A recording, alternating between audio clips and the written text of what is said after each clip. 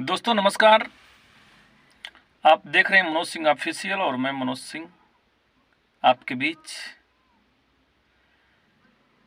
आज आप लोगों के बीच मैं वो बात प्रस्तुत करने जा रहा हूं जिसका काफ़ी समय से हम लोगों का इंतज़ार था और वो इंतज़ार आपने बहुत दिनों तक किया और आज वो इंतज़ार जो 18 महीने और 24 महीने वाला जो बात है उसको आरटीआई के जवाब में स्पष्ट कर दिया गया है। आप लोग स्पेशल रूप से उस आरटीआई के जवाब को पढ़िए और आपको ये स्पष्टीकरण हो जाएगा कि डीएलएड एनआईएस 18 महीने का है कि 24 महीने का है कि क्या है। मैंने उसको पूरा रीड किया, मैंने पढ़ा और पढ़ने के बाद बात यहाँ पर पहुँच रही है कि एनसीटीई किसी भी स्थिति में 18 महीना मानने की स्थिति में नहीं है। उसका स्पष्ट कहनाम है कि हम एनआईएस डीएलएड द्वि शैक्षणिक सत्र का हम मानते हैं, चाहे वो 18 महीने का करिए, चाहे 24 महीने करिए, चाहे 28 महीने का करिए। उसको मैंने थंबनेल में ही लगा दिया, आप लोग बिल्कुल पढ़ लेंगे कि उसमें स्पष्ट कर दिया गया है कि द्वि शैक्षणिक सत्र। तो चूंकि आप जानते हैं कि आपने डीएलएड किया तो 17 और 19 किए, यानी 17-18 एक सत्र और 18-19 एक सत्र, यानी द्विसत्र हो गया। द्विसत्र का मतलब हो गया कि वो द्विवर्षीय डिप्लोमा हुआ। इसका जवाब जो आरटीआई का भी जवाब आया है उसे आप लोग पढ़ सकते हैं, वो मैंने थंबनेल में भी लगा दिया है। आप आरटीआई का जवाब भी निकाल सकते हैं एनसीटी के वेबसाइट पे जाकर के। ये बात हो गई। अब दूसरी बड़ी बात मैं बताने जा रहा हूं कि हम लोग सभी प्रकार से लगे हुए हैं कि किसी तरह से एनआईएस डीएलएड को हम लोग वैलिड कराना है और अपनी नियुक्ति सुनिश्चित करना है। और जो सप्लीमेंट्री रिजल्ट में जो हमारे साथी छटे हैं उनका भी होगा, और जो सेकेंड यानी टीआरई 2 में भी जो लगे थे उनका रिजल्ट नहीं आया, उनका भी रिजल्ट आएगा और उन्हें भी नियुक्ति पत्र मिलेगा। चूँकि हमारे बहुत से साथी काम कर रहे हैं, कलकत्ता का अलग काम कर रहे हैं, असम का अलग कार्य कर रहे हैं, फिर इसके बाद जो हम लोगों के राष्ट्रीय नेतृत्वकर्ता मान लीजिए पप्पू जी हैं, इसके बाद बोहरा जी हैं, सभी लोग लगे हुए हैं। कोई कहीं से लगा है, कोई कहीं से लगा है। माने किसी का काम असराहनीय नहीं है, सबका काम सराहनीय है और सब लोग का एक ही टारगेट है कि किसी तरह से एनआईएस डीएलएड को वैलिड कराना।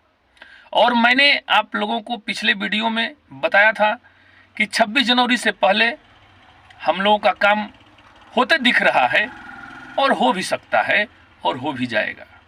ठीक है, हम तीनों बात बोल रहे हैं क्योंकि सरकार है, चुनाव का माहौल है, चुनावी माहौल में जो कुछ भी होना है सब संभव है, अन्यथा नहीं संभव है। इन सभी बिंदुओं पर हम चर्चा कर रहे हैं और इन सभी बिंदुओं को ध्यान में रखते हुए अंत में यही बात समझ में आया कि जो आरटीआई का जवाब आया उसमें जो है वो कहीं भी 18 महीना नहीं लिखा है। वो डायरेक्ट जो बोला है कि हम 2 शैक्षणिक सत्र को लेते हैं डीएलएड में। अब 2 शैक्षणिक सत्र का मतलब ये नहीं हुआ कि 18 महीना, ये नहीं हुआ कि 24 महीना। हो सकता है कि 24 महीना के बाद भी उसको शैक्षणिक सत्र प्रदान करें। ये आप लोग पढ़ लीजिएगा और पढ़ करके ये हम लोगों के मतलब हिसाब से, चाहे हम लोगों के हक में एक अच्छा ही निर्णय हुआ है। एनसीटीई के द्वारा आरटीआई का जो जवाब आया है ये हम लोगों के पक्ष को मजबूत करने का एक निर्णय आया है और हम आशा करते हैं, विश्वास करते हैं कि आप लोगों को जरूर अच्छा लगा होगा। ठीक है, और जिसको भी जरूरत होगा वो हमसे बातचीत करके समझ लेंगे। खैर, बातचीत करने का हम सब बात स्पष्टीकरण कर रहे हैं।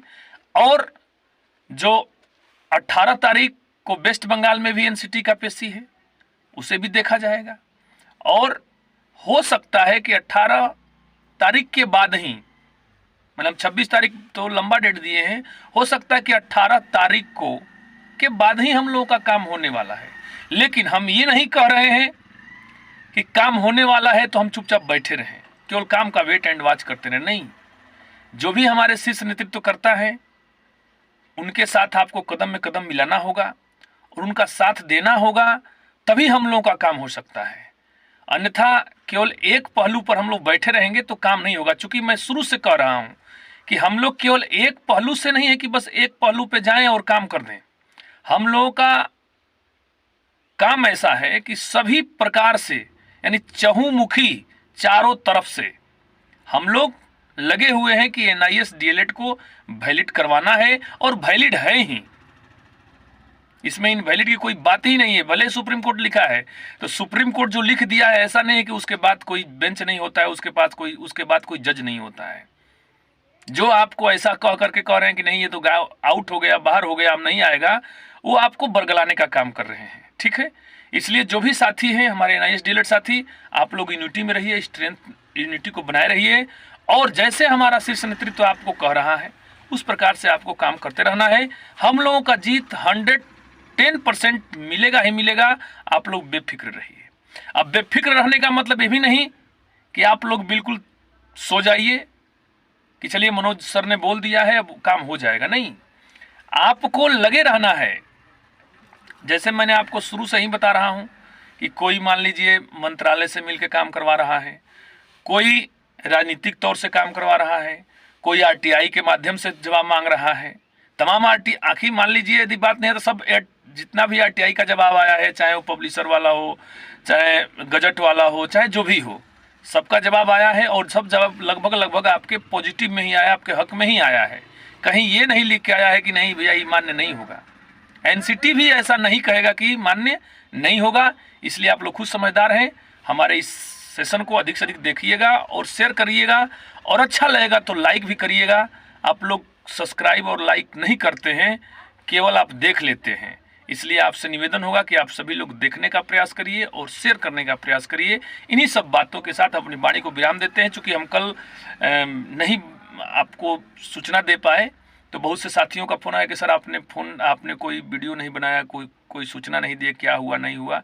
तो मैं आपको बता दूं कि हम थोड़ा सा दूसरे जगह पे हैं, ठीक है, और कहीं हम जर्नी में हैं, इसलिए हम नहीं बना पाए। इसके लिए हम क्षमा चाहते हैं। जय हिंद, जय भारत, जय भारतीय संघ। Be positive, always be positive.